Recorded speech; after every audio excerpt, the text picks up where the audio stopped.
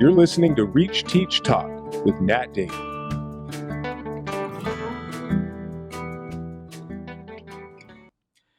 Welcome back to Reach, Teach, Talk. I'm Nat Damon, and we are talking today about the power of belief in teaching and learning.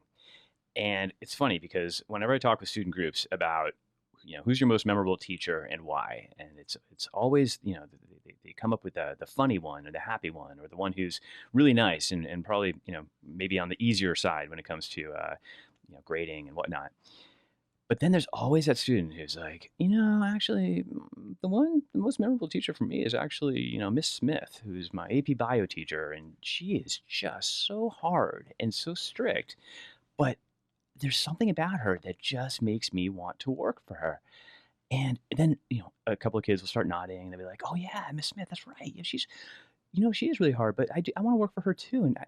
And then it comes this idea of what is it that Miss Smith presents that makes her memorable, meaningful, even though she really pulls a lot out from her students. And we settle on the fact that it's because Miss Smith believes in me. She finds a way to challenge me in a way that makes me not want to run away from the challenge, but instead I want to lean in and I want to work harder. And it all has to do with belief. She makes me feel, these are students talking here, she makes me feel like I can do this work.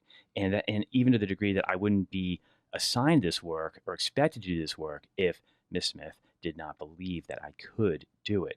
So that's the topic of our conversation today. And I'm really thrilled to have Brian Wogensen here.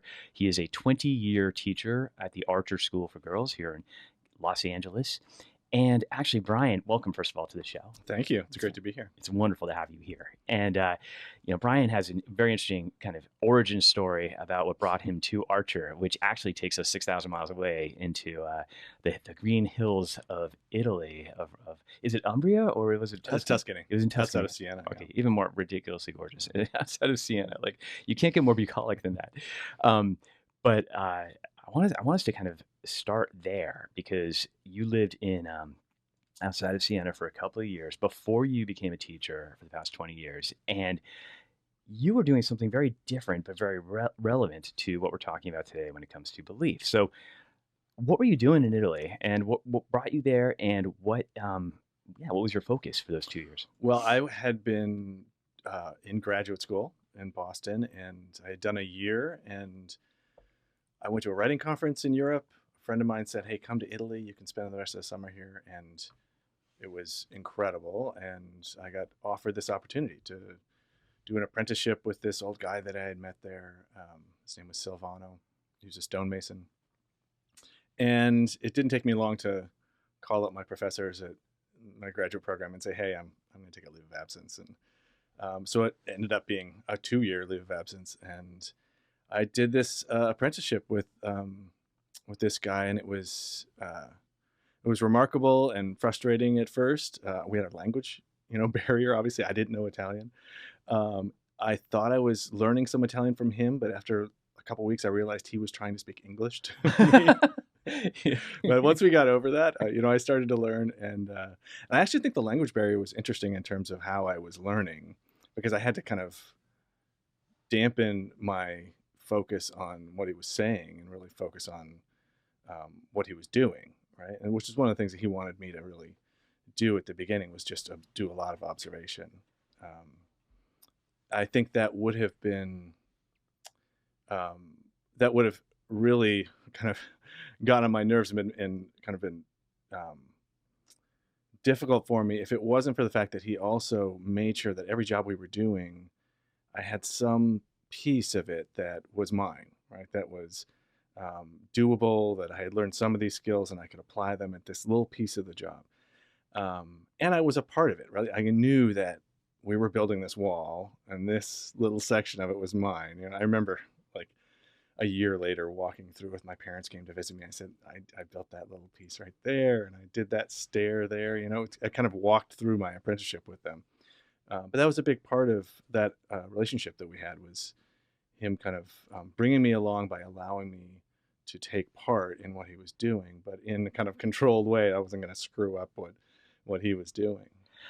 Savano is his name. Yes. And can you give a little characterization of him? Oh, yeah. So he was kind of an incredible guy. I actually just saw him. I've been back a number of times, and I just saw him last summer. And he's still the same. He's just very gregarious. 6'4", big guy who's his father was a stonemason. I think his grandfather was a stonemason, and his son went to law school, and so he was kind of looking for someone, right, to work with him to pass on this stuff. And I kind of fit the bill for a while. He loved food. He loved wine. His wife would make him drink mezzo wine at lunch. So she would pack a liter of wine that was mixed half and half with water. And I of course, was bringing my own wine. It's like communion wine. Yeah. But he would always, as the hierarchy went, he would kind of take my wine and make me drink the mezzo. So he doubled down. Right. Yeah. He was like, gave you the watered down give me that here. Right. He was also just an incredible, like his ability to take the Lord's name in vain was kind of incredible too. Like 100 different ways to these curse. Strings of like Madonna maiale assassina strega puttana. It would just go on and on. Like that was a. But it sounds so beautiful. But it's the most crude. But it's horrible. It's horrible. Yeah. You gotta love Italian for that. Yeah. So he was pretty incredible. So when you so you were in a grad program in Boston for what? What was the? I was doing a Master of Fine Arts in Creative Writing. Okay, beautiful. At Emerson, yeah. Beautiful, and a great program. Yeah. But you left it.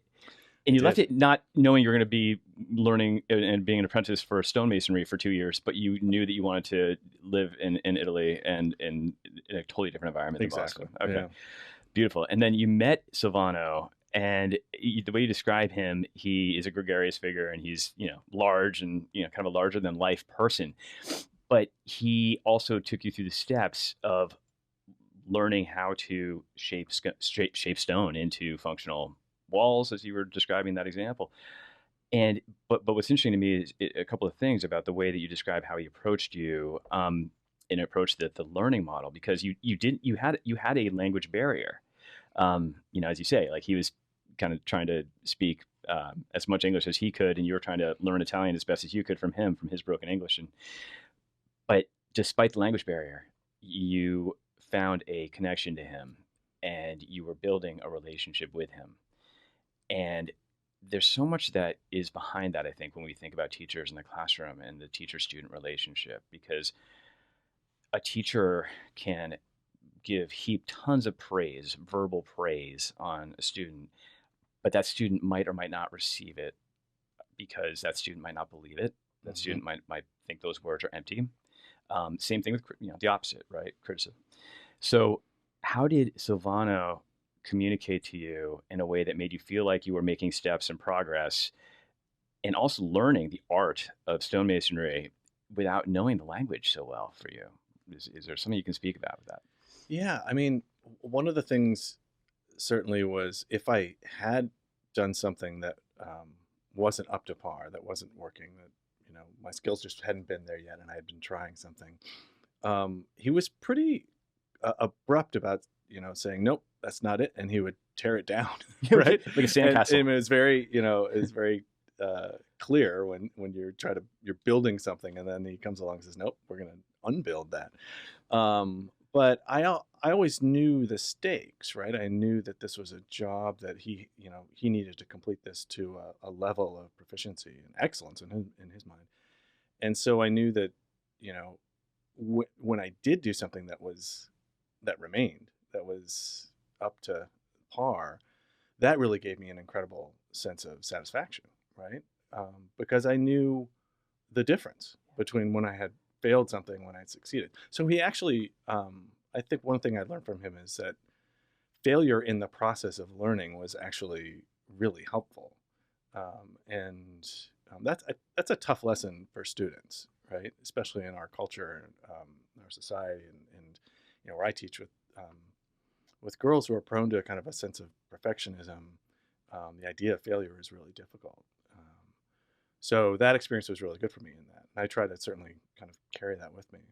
You would still get the mezza wine, regardless of whether Yeah. regardless of whether he kicked over your sandbox or not, right? So there's That's that true. consistency regardless. Yeah. So if you failed or if you didn't do the work the way that to his excellent standards, it wasn't like he was going to withhold, which gets me thinking about teaching because it's a great analogy you made there, Ryan, because positive reinforcement versus negative withdrawal, right? Sure. And this idea of how we as teachers can communicate when a student did not hit the mark at all in a very clear way, in a transparent way, but also not have it be this imposing scarcity on the student or withdrawing something. Does that make sense? Yeah. Yeah. And I also think it's like, for me, it's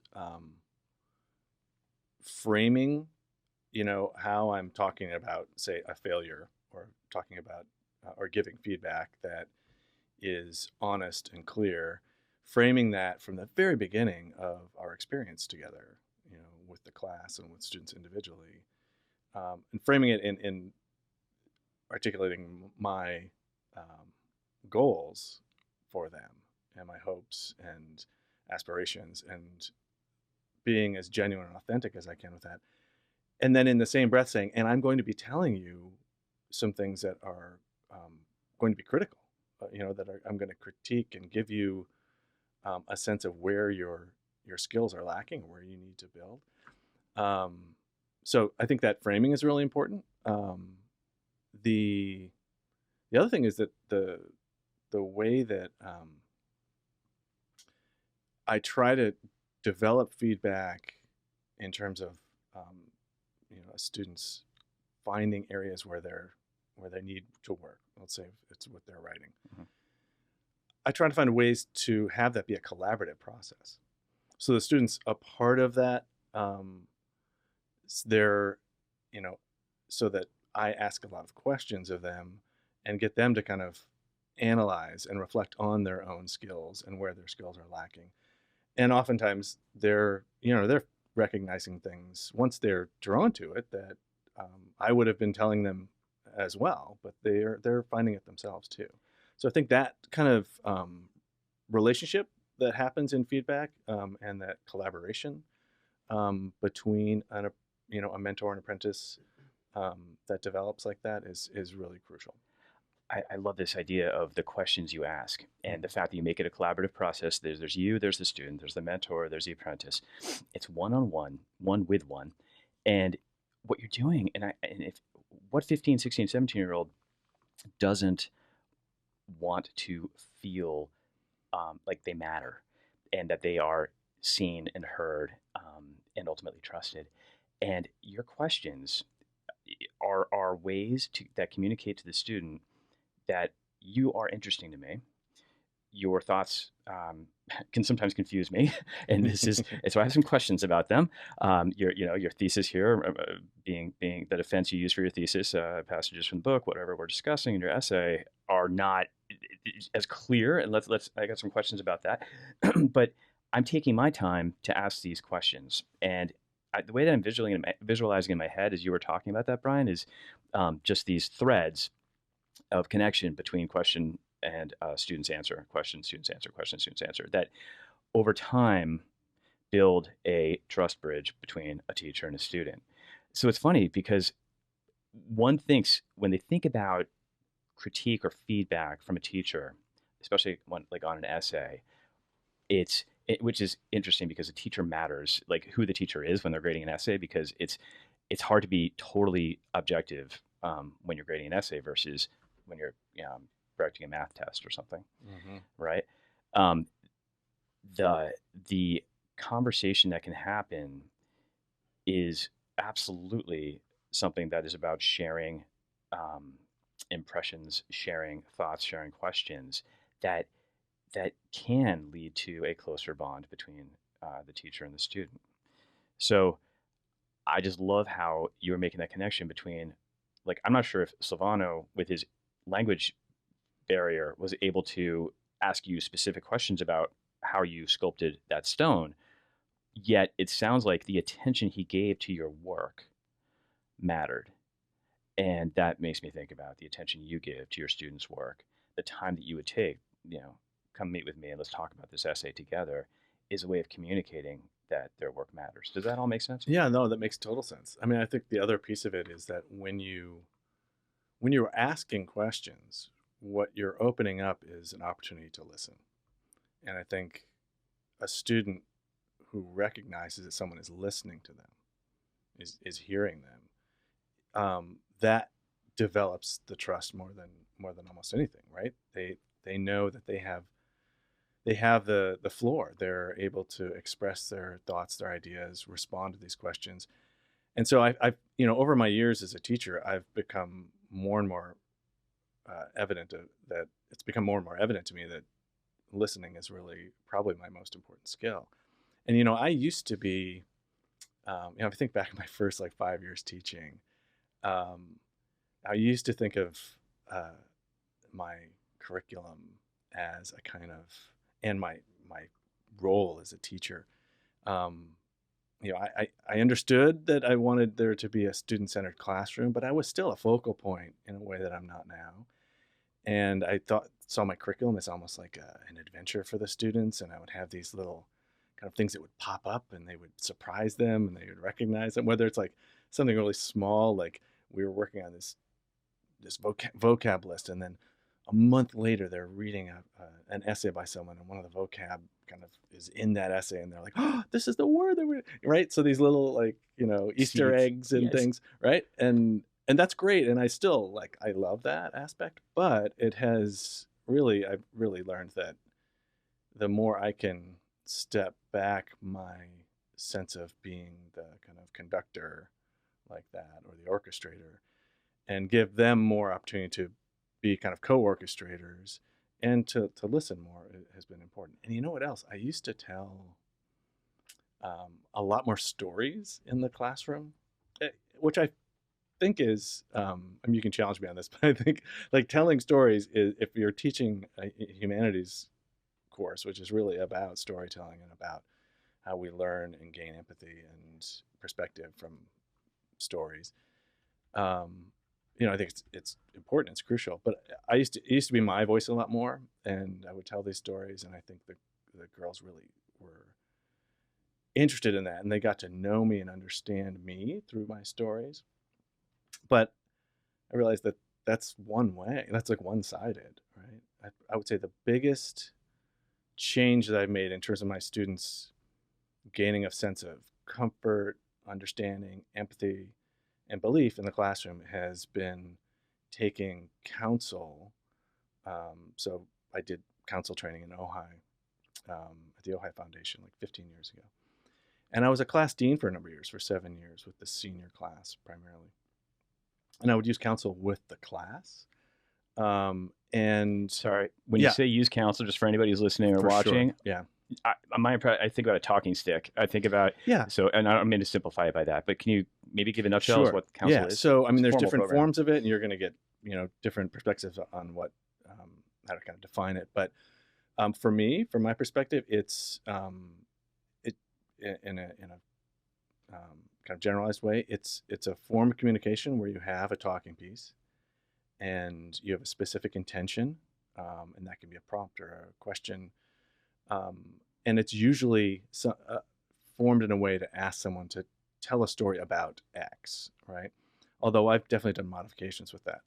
And more than anything else, it's a listening exercise, because whoever has a talking piece is speaking and everyone else is listening. Let's say you have 30 people, which is a big number for a council, and there are kind of ways to modify how that happens. But as the piece goes around, you have your opportunity to speak.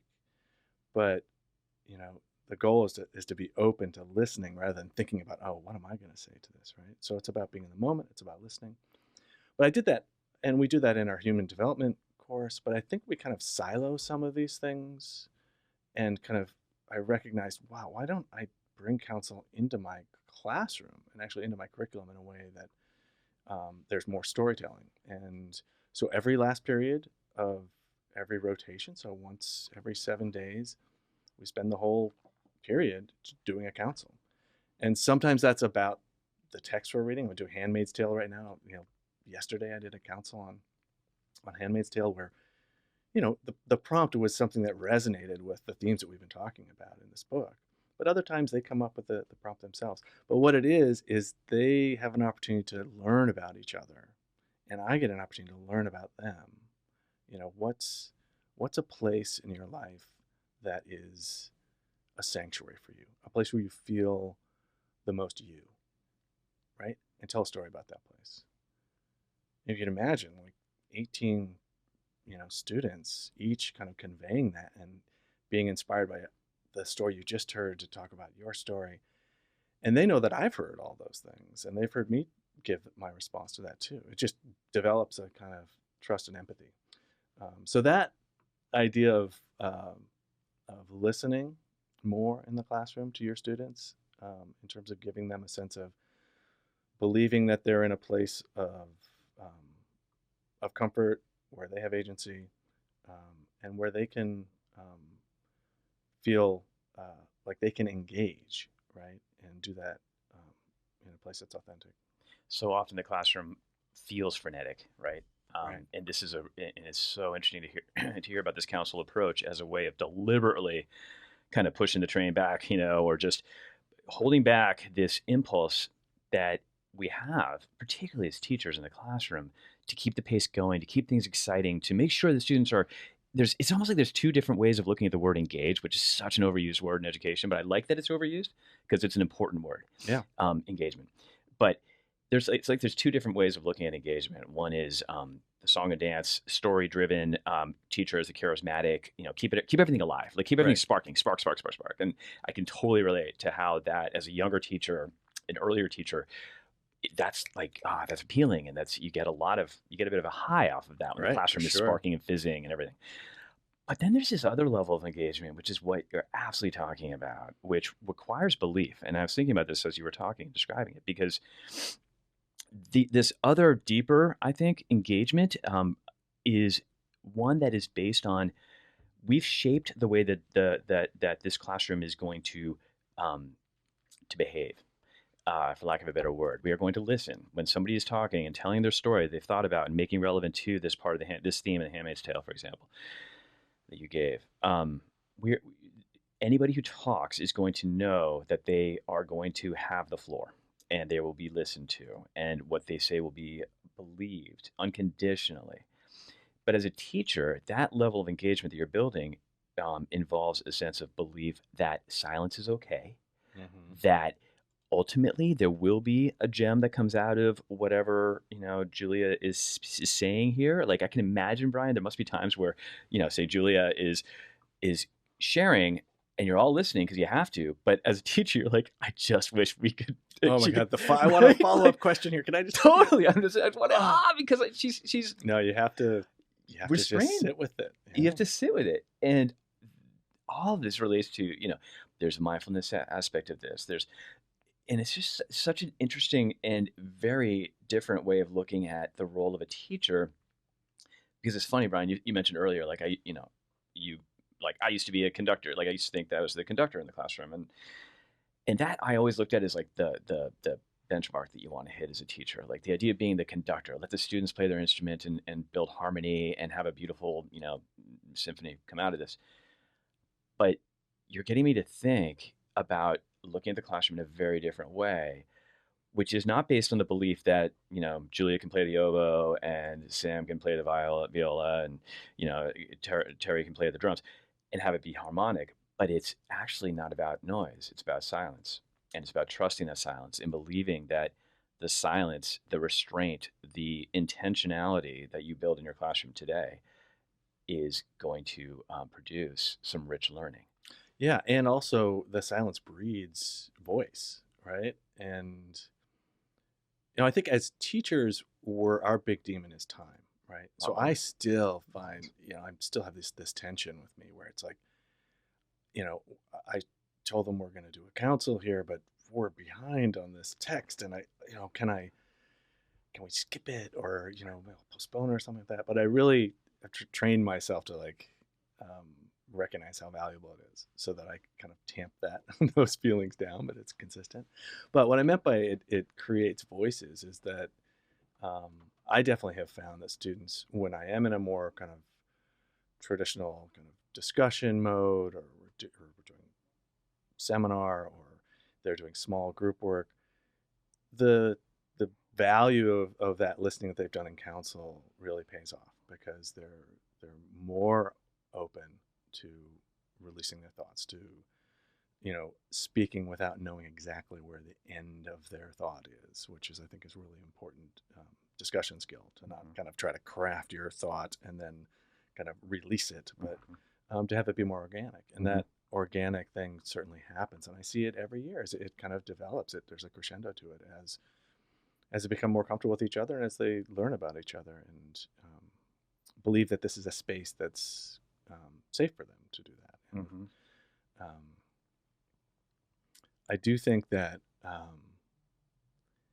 the other thing that you were just making me think about, the notion of silence. And at Archer, we've done a lot of thinking about introverted students and reading the book Quiet. I don't know if you've read that. Susan Cain, great book. It's a great book.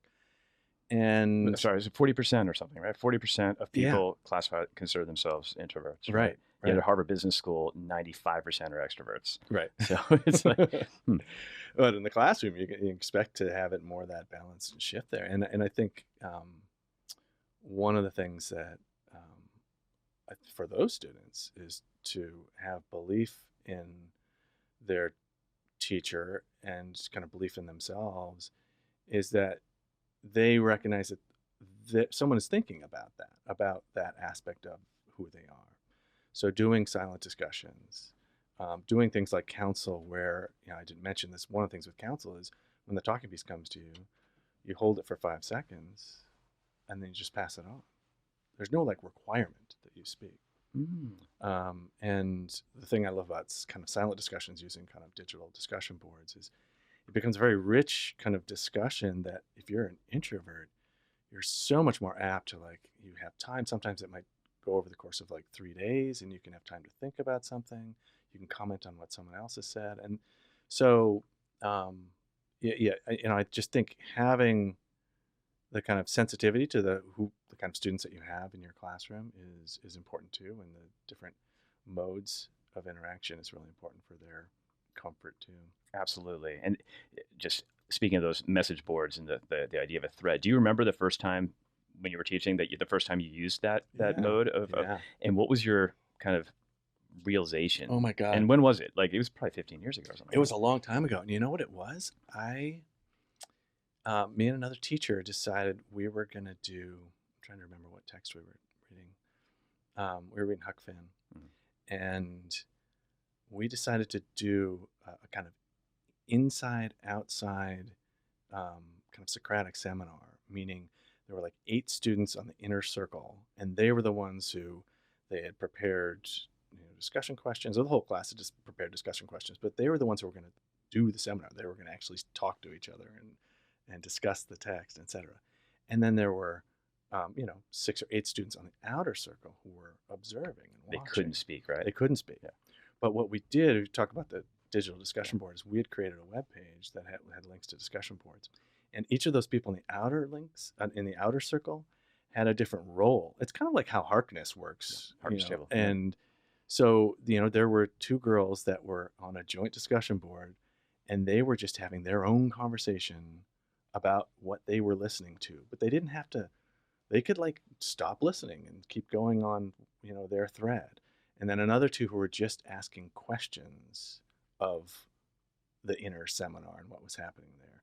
And then another one was just a process kind of analyst who was just writing down on this discussion board, this is so-and-so said this, and so-and-so said this, and someone kind of gave a pause before they spoke. All the court reporter, whatever that word is. Yeah, the stenographer of that. Yeah, but also looking at kind of the dynamics too. I would ask them to don't just think about what they're saying. What are the dynamics that are going on? It got a little meta, which was I loved. It was my first foray into kind of metacognition in the classroom, really, which I think is a big part of belief too. We should talk about too. But yeah, that was my kind of the door to thinking about how students can have interactions that weren't our kind of typical traditional ways. Yes, absolutely. Oh my gosh. I mean, it is similar for me too, just recognizing that, because for me, I always think about it as 7 out of 10 are pretty good about speaking in class, or not good. It's not good versus bad, but their hands are up. But then there's always like the 3 to 5 out of 10 that are, quieter. And, Yeah. Susan Cain's book, Quiet, good reason for reading that book. It is fascinating how what you can get from content wise out of students when they have the time to think, the time to just give space to shaping their thoughts, and then sharing them in an online thread, or Yeah. you call it silent discussion. Is that what you called it? Yeah, like a earlier? silent discussion is Yeah. because not just are they posting on a discussion board, but then they are commenting on the post, and someone is commenting on their comment. So Right. it becomes much more dynamic that way. Right. Yeah, and that's why I think, like, I tend to scaffold things like a silent discussion or a journal, and then a paired interaction. Those things happen in a lesson before we go to the full discussion. So it's another thing that lets them feel like, okay, I have some groundwork here that I can use in this discussion. Which is a great lesson too, by the way, about preparing before the big Yeah. class Yeah. discussion. Yeah. Like laying your groundwork. By the way, I know you had this experience, but oftentimes I'll have students pair up and talk about like a prompt or something, or a question on the text, and that is one of my favorite sounds. Is you've got like 18 or 20 people or girls, right? And they're paired up, right? So you've got like 9 or 10 pairs, and they all just start talking to each other in a classroom. And it's like a cacophony, right? And as a teacher, you're kind of going around and you're trying to listen, or you sit down with one of the pairs and you can kind of just focus on them, but it's really loud. And there are times where I just take out my phone and I just record the sound of it. You can't discern anything, but it's just a beautiful sound. Because it's everyone. They're all talking. Those who are introverted, those who aren't, and it's probably the most alive moment, right, in a class. Yeah, one-on-one, and then that absolutely, that's incredible. It's ironic because it's like you're splitting them up, Mm-hmm. but the volume is exponentially louder. Yeah, it's amazing. I want to get back to a point you made about the metacognitive view of the classroom and how belief ties into that, because you just dropped a line saying there's a connection between belief and metacognition. I definitely think so. I mean, I think, well, first of all, I think belief requires some kind of sense of the why of what you're doing, right? For me to believe in what I'm doing, I need to know why I'm doing that. I need to ask that of myself, or have people help me reach an understanding about the why. The purpose behind it? Well, the purpose behind it, sure. And how is it important to me? How is it going to help me? How does it help me with understanding who I am? Well, in humanity, certainly it's about understanding who I am, or understand who you are. So relevance too. So, and relevance is part of this too, sure. But to get, I think that's a huge part of it, right? But with the metacognitive, bringing metacognition like overtly into a classroom, like I think we, as teachers, have we kind of intuitively do it when we ask a student after they've written an essay, will you reflect on that? Like write a reflection about what that experience was like. What was the process like? And that's certainly metacognition, right? But I think there are ways to do it more thoroughly, and to have it be part of kind of the system, right, of your classroom, where students are asking themselves, what was not just kind of what was that process like, but what was confusing to me in that, and how did I react to that? And I think the more that they're recognizing that questions like that and doing thinking like that, thinking about how they're thinking, the more they do that, I think the more they recognize that the actions that they're taking with you in that classroom have value, right? Because it's helping them understand who they are as learners, who they are as thinkers. I think we often ask our students about like, what do you understand about this, right? I'm going to assess your learning. I'm going to assess what you understand. Right. But how often are we asking, what don't you understand? Or what's confusing to you about this, right? What are your confusions? And let's sit with confusions. Yeah. I think that's definitely a challenge for me. I teach a senior honors course where I'm having them read like literary criticism. We're doing some literary theory, and and there are times where I have to realize, okay, we're going to spend a whole classroom just talking about these 2 pages of what we read and what is completely opaque and confusing about this, right? And they really respond to that, right? They really, it's the switch has gone off, or it's flipped from, oh, this teacher needs me to know this stuff, to oh, this teacher understands that I don't know this stuff, and this is confusing, and so now we're in this thing together. Brian, it's beautiful because it is looking at it's what you're doing is, I mean, the whole focus of this podcast is about relationships and about reaching out and how, in order to truly teach, whether you're in a classroom or the classroom of life, this idea of the reaching out and building relationships being the foundation, right? You and Savano building a relationship, him reaching out to you, and we'll get back to him at the end here because there's another topic about him that I want to bring that this discussion is brought to light. Sure.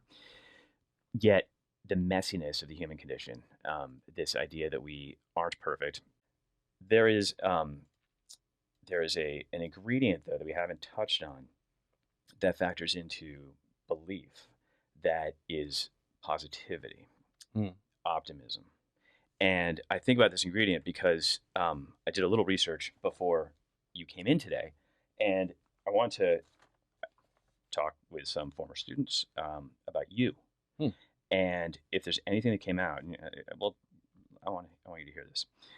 Some teachers, this is a student who says this about you, some teachers tend to teach as if they're leading you down a path and that you'll discover something at the end that they already know. Mr. Wogensen doesn't do that. He discovers along with you. Sometimes he doesn't even know what you'll find.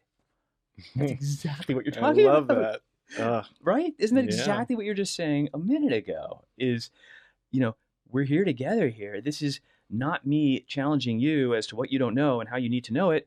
It's, we get these 2 dense pages that we have to, use literary critique on, and it's going to be, let's go into the weeds together here on this and see what comes out. Yeah. I love that. And then there's another one. Mr. Wilkinson listens so carefully to his students that we feel heard, but also he gets us to see the good parts of our writing. Then we see our writing is better than we thought. We recognize the strengths that we didn't see before. And I would say as a result, also the students see themselves differently. Positivity. I think there's something about that transcends this whole topic about belief in the classroom. Wouldn't you agree that having a sense of optimism, a sense of there's goodness in this work, in this student, in this world, thought, in this world? Yeah. Just as a final, is there anything you can say that is kind of the attachment between positivity and one thing is, when it gets back to Savano, I don't necessarily get the sense that it was because he was always positive and happy. There's a difference between what we're talking about and happiness, which might inform a bit of what you're about to say about the connection between positivity and belief. What do you? Yeah, I mean, and I think that's a really important distinction, that it's not about being happy or being comfortable, right? I think positivity is about feeling like there's meaning to what you're doing, and that there's a kind of mystery, right? To me, positivity, when I'm feeling the most positive, and I think when my students are feeling the most positive, is when there's an unknown, there's a mystery that they're seeking, right? So there's something drawing them forward. Like what that student said earlier. Yeah, and that leading us somewhere. And it made me, like a couple days ago, we were just really into the beginning of this text of Atwood's book, and we kind of, the class ended. I said, okay, we got to stop. You guys got to go. And one of the things that a bunch of them said was, oh my God, like class is over? Like, that's amazing. How did that happen? And it's like my favorite thing in the world, right? Because it means that they were lost, right? They were in the moment so much that they had lost that attachment that we have to all the things that are kind of working on us and that are maybe going around in the back of your mind while you're trying to focus on what we're doing in this class or this moment. So for me, positivity is about being eager for the unknown and the mystery, and it really touches me what that first student said, because that it makes me feel really good about the idea that I think when a teacher can be able to kind of withhold this need to kind of get to point B and then point C and point D, but rather allow students the agency to start to, move from A to B, but then woof, we're at P, right? Because that's where she went. And I was surprised by this, And as you all I've never are. been to P before, Right, right? right, and I've Like, never holy been, shit. right, I mean, right. or at least I've never gone from A to P, Right. And so that's Totally. that's a fantastic thing. And I think when students start to feel like that's a norm, right? It's like then their belief in what they're doing is I think really solidified. And so it's about agency. Yeah. It's about a positivity of the mystery that they can seek out. Yeah. Beautifully said. And speaking of time, just kind of going by in a very nonlinear way, I feel like this conversation, which we have to stop in just about a minute, is just been phenomenal. Yeah, that was quick. It was very quick. I agree. A good sign. Yeah.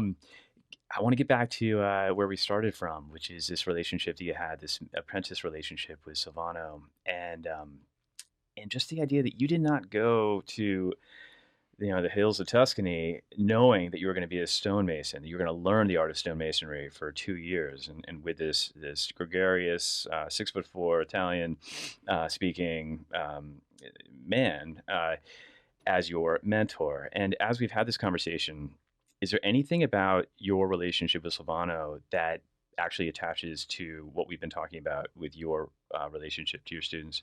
Yeah, I mean, a number of things. I think probably the first one that's come to my mind is once I developed my abilities with Italian, it became very clear that he just loved telling stories, right? And and he loved listening to them too. So he was very, for someone who's lived his whole life in a small town in Rosia in Siena, the province of Siena, he was so eager to kind of learn about America and learn about, my life. And so there was such a great exchange that was happening there. And I think that was, that definitely has translated for me. Yeah. Belief in the form of being seen, being understood, having your teacher, your mentor communicate to you that you are somebody worthy of my curiosity. Yeah. Yeah. And that, all of that together allowed me to recognize how much I loved stone, how much I loved working with it. And, that fueled me. I went to Berkeley and worked as a stonemason for 3 years after that. I went back to school to finish that MFA.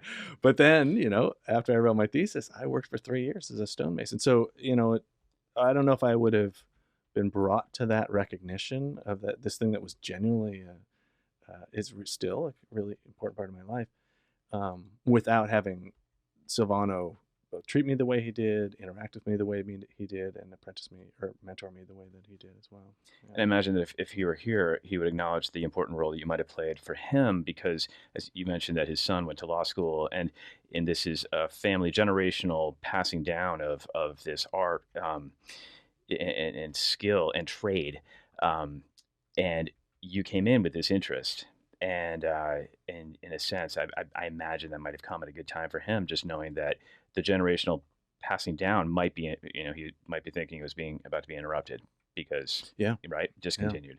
Yeah. And here's this outsider reinforcing to him, yeah, this is meaningful beyond me, beyond my family, beyond, and there's something there in terms of, I think about times where there's a poem or there's a book that's so personal to me and that I'm sharing with my students. And it's such a rewarding feeling when you know that, at least with some of them, it's that they're seeing what you see, right, in the material and the literature and the poem. Yeah. And I think about when students come back, which I know you've had that experience too, years later, and come to talk to you. It's such an incredible thing. And I had the chance to go. I've been back to Italy a number of times and brought my wife and my son back a couple of years ago, and we ate on this terrace. And I was able to tell the story about 5 years previous. I had gone back. I'm teaching at Archer already, but I had worked for 3 years as a mason. I'd kind of cut my teeth.